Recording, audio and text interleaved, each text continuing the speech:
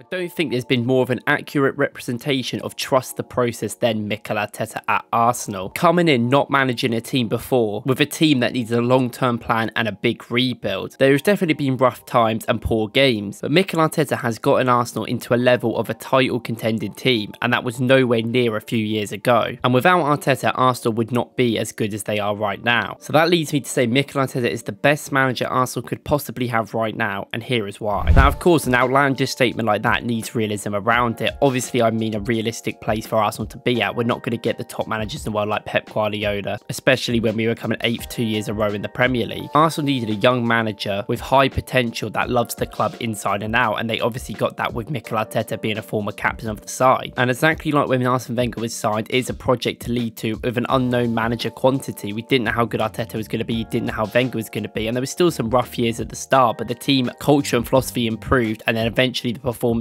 improved on the pitch. And although people are a bit upset about certain Arsenal results, we're not going to win every game, and I do think people should be respectful of the fact we are a decent team now and we can win most likely most of our games. 3 or 4 years ago, Arsenal were losing every single week, and it would actually be a blessing if we won, so I'm just thankful for anything that happens. The best thing about the signing of Mikel Arteta is that they've always had confidence in him, and they've given him a team around him that can help him get players and develop the team for the future. Arsenal are no longer looking for stopgap deals as the end solution. They now have a team with Mikel Arteta, the technical director Edu, and now our managing director, the director of football, all working together to look for players on the pitch and off the pitch every single week. And having long-term plans in goal, they knew they wanted to get Rice a year and a half before they even got him, and even look at other players. This doesn't necessarily mean you're going to get them all. We've seen the same with Mudryk, but having good backup ideas because they actually have a plan and idea of the players they want. They've also created quite a philosophy around spending. You can see that they'd rather spend 50 to 60, even more money on someone around the ages of 22 to 25. This is the key range Arsenal look to buy players in to improve the team. But they will also buy teenagers if they feel like there could be some chances there for less than 20 mil, and they will also buy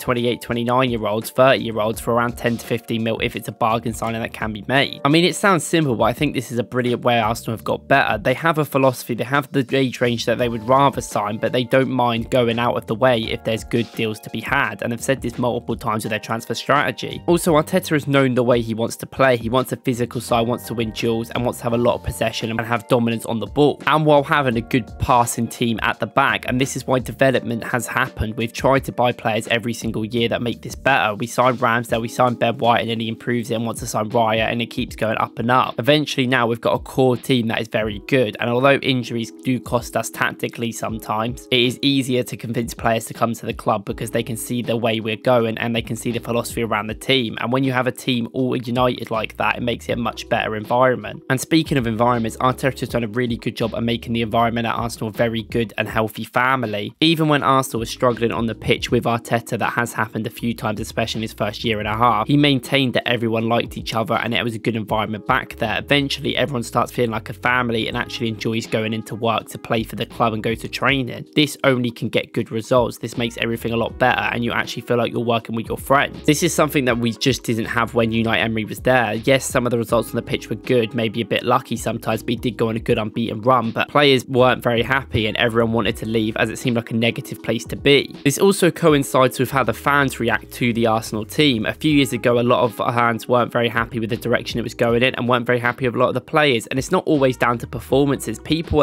are willing to look past recent results and recent performances if they know there's core good sides in there completely. But when you don't necessarily have that and you have old players just coming in like Willian and David Luiz and Mustafi not really proven, you can understand it's quite a negative feel because they don't really understand where the team is going. And Arteta's a big reason why the fans love all the players. He's got great people into the team to make it a much more lovable place, and you can see it's a family. A lot more people respect them, and then when the results come as well, it just creates a lot of love between the fans and the players. And we saw how good the atmosphere at the Emirates was last season. And no matter what people on the internet say, realistically football is all about having that feel good vibe. Why people like cup runs and why people like players in their team is because people feel like it's a very big part of their life and they want to get involved in that. And I get, as a big club like Arsenal, we want to be realistically winning things, but a lot of teams don't win anything ever, and they just have to take it with what they can and be happy when their team is even competitive in big games. And I'm not saying Arsenal fans should just take that and move on, because we shouldn't. We should expect a lot. We're a big established club in this country. But first of all, before winning anything, before getting these big results, the main thing was just getting the fans on the side of the players and respecting and seeing what they could do, and signing young potential stars stars definitely helps. And even when he goes a bit out there and signs someone people didn't expect, such as Kai Havertz, and a lot of people can't explain it, and trust his management in the team to bring the right players in. When Unai Emery was there, people did not trust his signings because they didn't trust any of his